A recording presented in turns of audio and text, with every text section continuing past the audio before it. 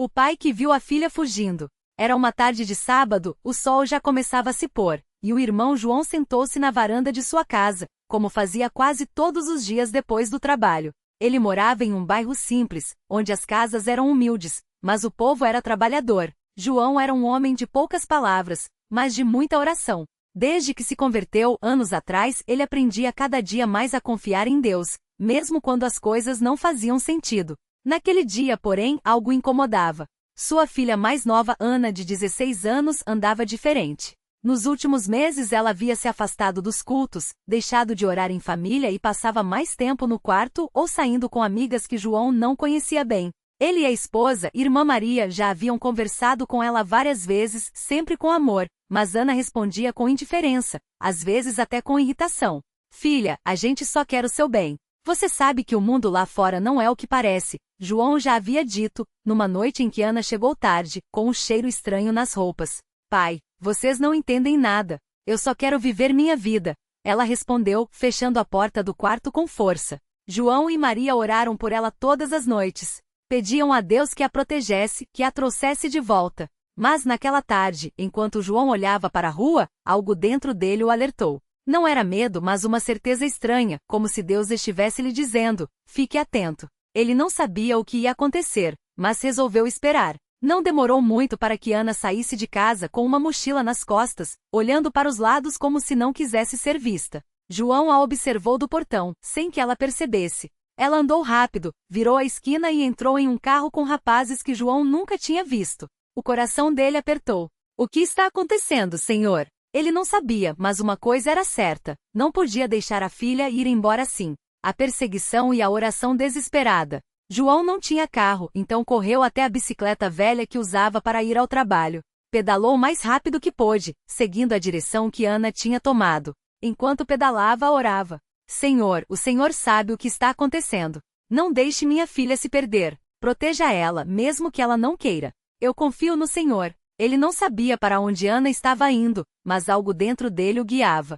Depois de alguns minutos, avistou o carro parado em um posto de gasolina. Ana estava dentro, conversando com os rapazes. João parou a bicicleta atrás de um muro, observando. Foi então que um dos jovens abriu a porta do carro e tirou algo de dentro da mochila.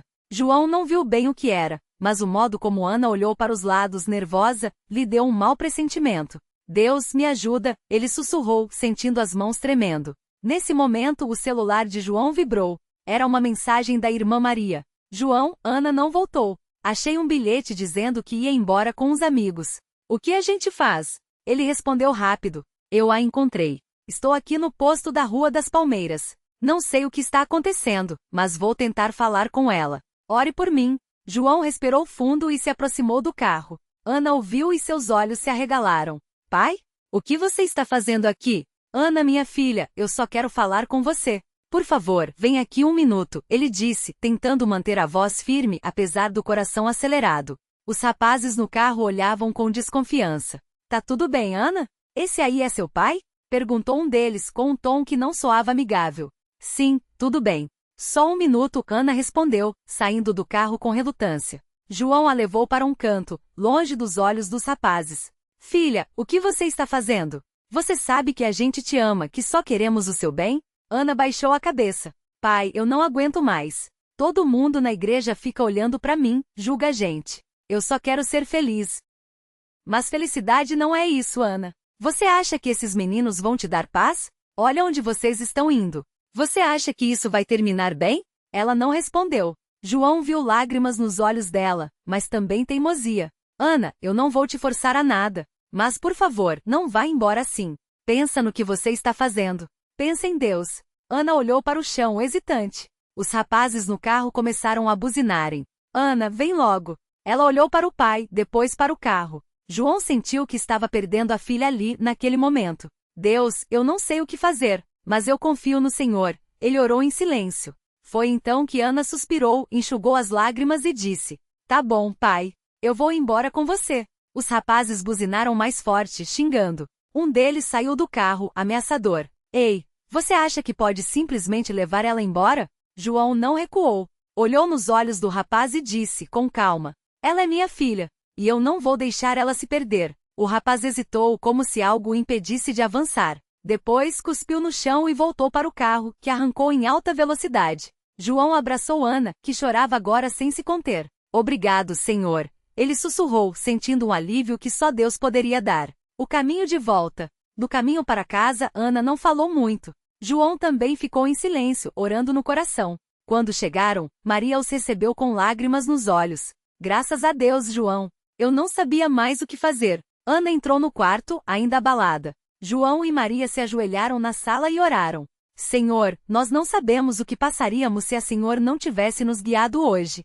Obrigado por ter nos dado forças. Agora, Senhor, toca no coração da nossa filha. Não deixe ela se afastar do Senhor. Amém. Naquela noite, Ana não jantou. Ficou no quarto, e João e Maria respeitaram seu espaço. Mas, antes de dormir, João bateu na porta dela. Filha, pode entrar? Ana abriu a porta, os olhos vermelhos. Pai, eu sinto muito. Eu não queria magoar vocês. A gente sabe, filha. Mas você precisa entender uma coisa. Não é a gente que você está magoando. É você mesma. E acima de tudo, é a Deus. Ana baixou a cabeça. Eu só não aguento mais, pai.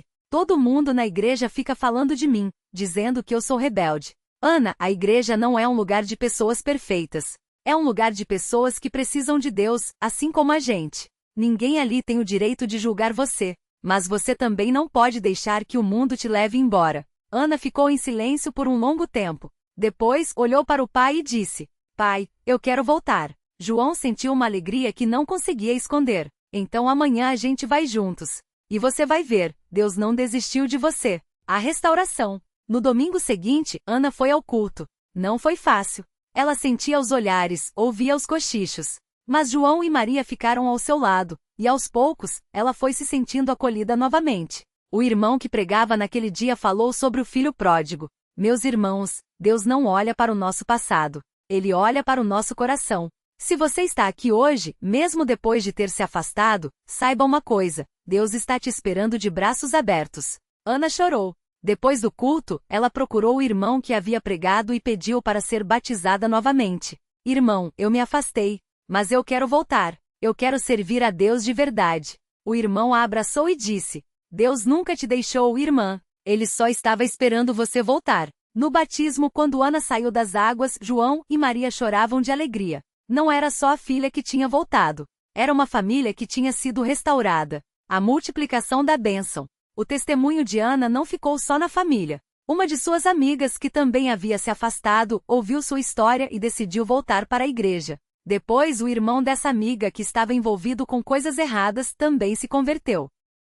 João, que antes só orava pela filha, agora via como Deus usava até as provas mais difíceis para abençoar outras pessoas. Numa noite de oração, ele testificou: Irmãos, eu aprendi uma coisa. Deus não nos tira das provas só para nos abençoar, mas para que, através do que passamos, possamos ser bênção na vida de outros. Minha filha poderia ter se perdido para sempre. Mas Deus, na sua misericórdia, a trouxe de volta. E hoje, através dela, outras vidas estão sendo alcançadas.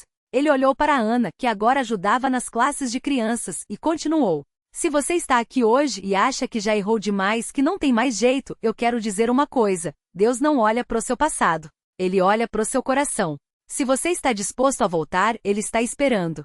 O culto terminou com muitas lágrimas e orações. Várias pessoas se levantaram, pedindo perdão e restaurando sua vida com Deus. A lição que ficou. Anos depois, Ana se casou na igreja com um jovem cooperador que também tinha uma história de restauração. João, agora um irmão mais experiente, muitas vezes contava esse testemunho para os mais novos.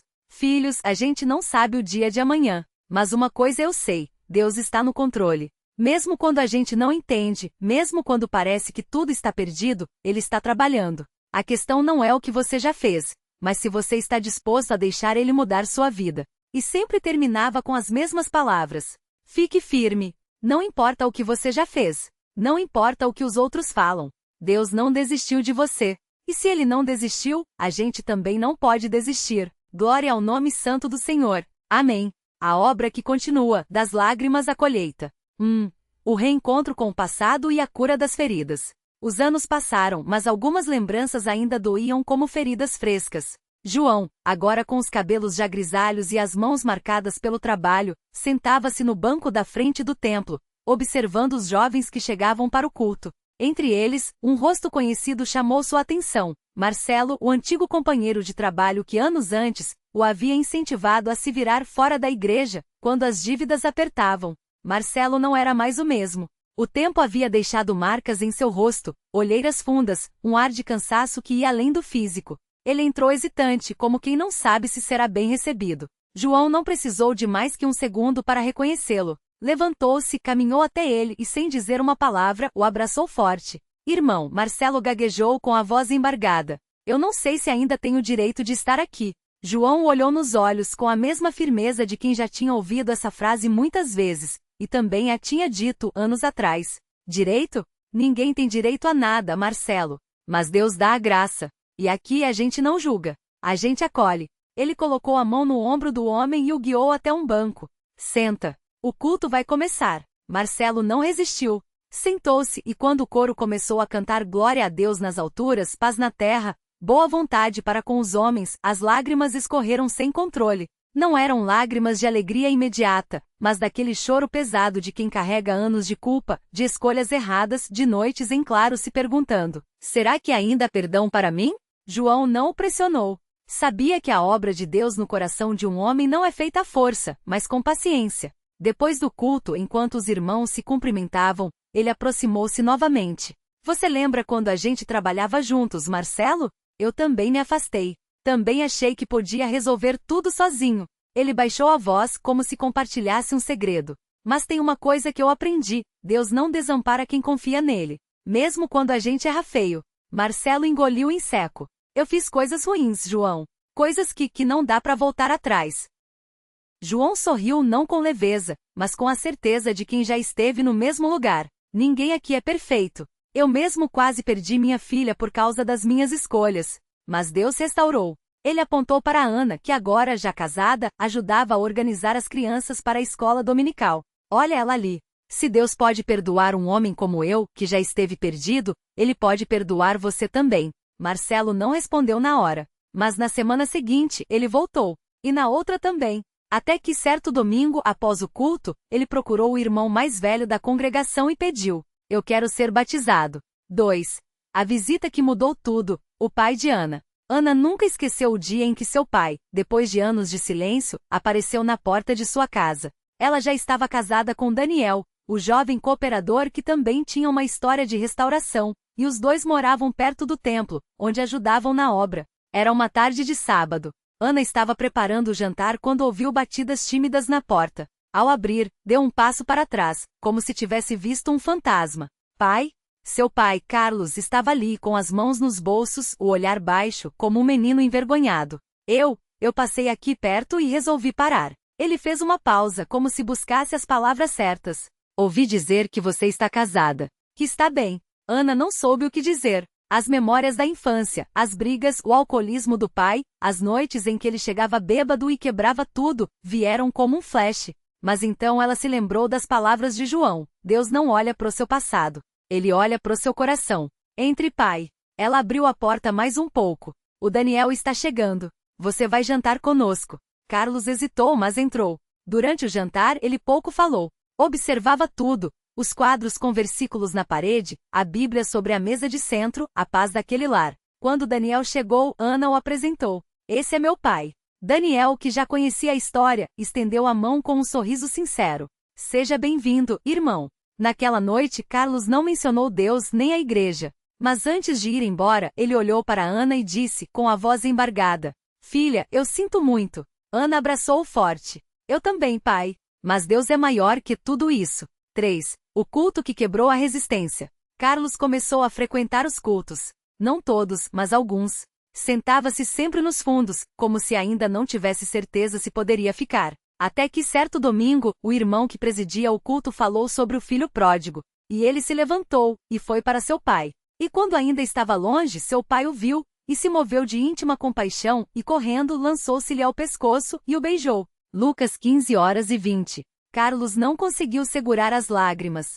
Aquela história não era só uma parábola, era sua vida. Ele se levantou, saiu do templo e foi até o banheiro, onde chorou como não chorava há anos. João, que o observava de longe, seguiu-o discretamente. Encontrou-o encostado na parede, com as mãos no rosto. Irmão Carlos, João chamou baixinho.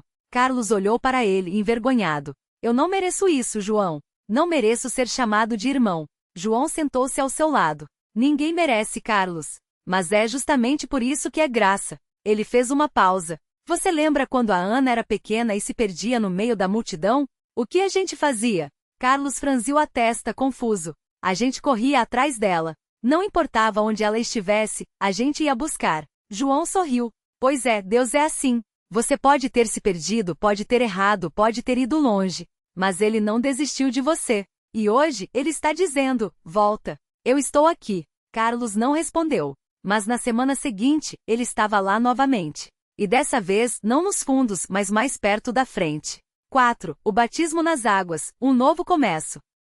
O dia do batismo de Carlos foi um dos mais emocionantes que a congregação já tinha vivido. Quando ele desceu as escadas da piscina batismal, muitos irmãos choravam. João, que estava ali como testemunha, abraçou forte quando ele saiu da água. Bem-vindo à família, irmão. Carlos, agora com os cabelos molhados e um sorriso que há muito não aparecia, olhou para Ana, que também chorava de alegria. Filha, obrigado por não desistir de mim. Ana abraçou. Não fui eu, pai. Foi Deus. Naquele mesmo culto, Marcelo também foi batizado. E não parou por aí. Semanas depois, ele trouxe sua esposa, que há anos estava doente e desanimada. Ela também começou a frequentar os cultos e pouco tempo depois, recebeu o batismo no Espírito Santo, falando em línguas pela primeira vez. João, ao ver tudo aquilo, não pôde deixar de agradecer a Deus em silêncio. Senhor, a obra que o Senhor começou, o Senhor terminou. E não foi só na minha vida, mas na vida da minha família, dos meus irmãos. Glória ao teu nome. 5. A multiplicação da bênção, o chamado para servir. Com o tempo, Carlos e Marcelo tornaram-se cooperadores na obra. Carlos, que tinha habilidades manuais, passou a ajudar na manutenção do templo. Marcelo, que era bom com palavras, começou a visitar os enfermos e os afastados, levando-lhes esperança. Certo dia, João foi chamado pelo irmão mais velho da congregação. João, nós gostaríamos que você e o Marcelo fossem até a cidade vizinha. Tem um grupo de irmãos lá que estão precisando de fortalecimento. Vocês poderiam ajudar? João aceitou sem hesitar. Ele e Marcelo começaram a viajar toda semana para aquele lugar, onde encontraram famílias desanimadas, jovens afastados e irmãos que haviam perdido a esperança. Em uma dessas visitas conheceram Rafael, um jovem que havia se envolvido com drogas e estava à beira do desespero. Sua mãe, uma irmã da congregação, chorava ao contar sua história. Meu filho está se perdendo, irmão João. Eu já não sei mais o que fazer. João sentou-se ao lado de Rafael, que estava com os olhos vermelhos, o corpo tremendo. Filho, eu já estive onde você está. Ele falou com calma. Já achei que não tinha mais saída. Mas Deus me tirou desse poço. E Ele pode tirar você também. Rafael não respondeu na hora. Mas na semana seguinte, ele apareceu no culto. E depois de algumas semanas, ele também foi batizado nas águas. Sua mãe, ao vê-lo sair da piscina batismal, caiu de joelhos, chorando. Glória a Deus! Meu filho voltou. 6. O sonho que se tornou realidade, a construção do novo templo. Anos se passaram, e a congregação cresceu tanto que o antigo templo já não comportava mais todos os irmãos. Em uma reunião, o irmão mais velho anunciou: precisamos de um lugar maior, mas não temos recursos. João, que agora era um dos cooperadores mais ativos, levantou-se. Irmãos, eu tenho uma proposta. Eu tenho um terreno que herdei do meu pai. Não é grande, mas dá para começar. Se a igreja quiser, eu dou. Silêncio. Depois, um irmão mais velho perguntou: João, você tem certeza? Esse terreno é seu. João sorriu. Não é meu. É de Deus.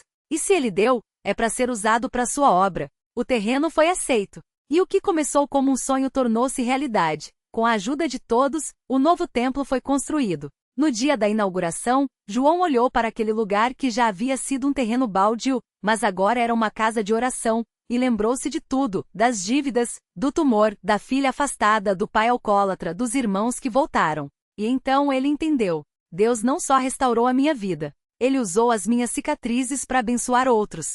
7. A última lição: a firmeza até o fim. Anos mais tarde, João adoeceu. Não foi nada grave, mas o corpo já não respondia como antes. Em uma de suas últimas visitas ao templo, ele subiu ao púlpito, apoiado por Daniel, seu genro. Irmãos, eu não sei quanto tempo ainda vou estar aqui. Sua voz estava fraca, mas firme. Mas uma coisa eu sei: Deus é fiel. Ele nunca me desamparou. Mesmo quando eu duvidei, mesmo quando eu errei, Ele esteve comigo. Ele olhou para a congregação Ana, Carlos, Marcelo, Rafael e tantos outros que haviam sido restaurados. Se eu pudesse deixar um recado para vocês, seria este: fique firme. Ele fez uma pausa, como se quisesse que aquelas palavras ecoassem. Não importa o que você já fez. Não importa o que os outros falam. Deus não desistiu de você. E se Ele não desistiu, a gente também não pode desistir. Ele desceu do púlpito, e muitos irmãos se levantaram para abraçá-lo. Entre eles, um jovem que João não conhecia aproximou-se com lágrimas nos olhos. Irmão João, eu não te conhecia pessoalmente, mas minha mãe sempre contou como o Senhor a ajudou quando ela estava prestes a desistir. Ele engoliu em seco. Hoje eu sou batizado, tenho uma família, e tudo começou porque o Senhor não desistiu de orar por ela. João sorriu, com os olhos brilhando. Não fui eu, filho. Foi Deus. Sempre Deus. 8. O legado que permanece. João partiu alguns meses depois, em paz. Seu funeral foi simples, como ele sempre quis. Mas o que ficou foi muito maior que lágrimas, foi um legado de fé, de restauração, de vidas mudadas. Anos mais tarde, em um culto de ação de graças, Ana subiu ao púlpito e contou a história do pai para os mais novos. Meu pai sempre dizia: Deus não olha para o seu passado. Ele olha para o seu coração. Ela olhou para a congregação onde estavam Carlos, Marcelo, Rafael e tantos outros que haviam sido alcançados por aquela família. E hoje eu digo a vocês: não importa o que você já fez. Não importa quão longe você foi. Se você voltar, Deus está esperando. Porque a obra que Ele começou, Ele termina. E então, como João sempre fazia, ela terminou com as mesmas palavras: fique firme. Glória ao nome santo do Senhor. Amém.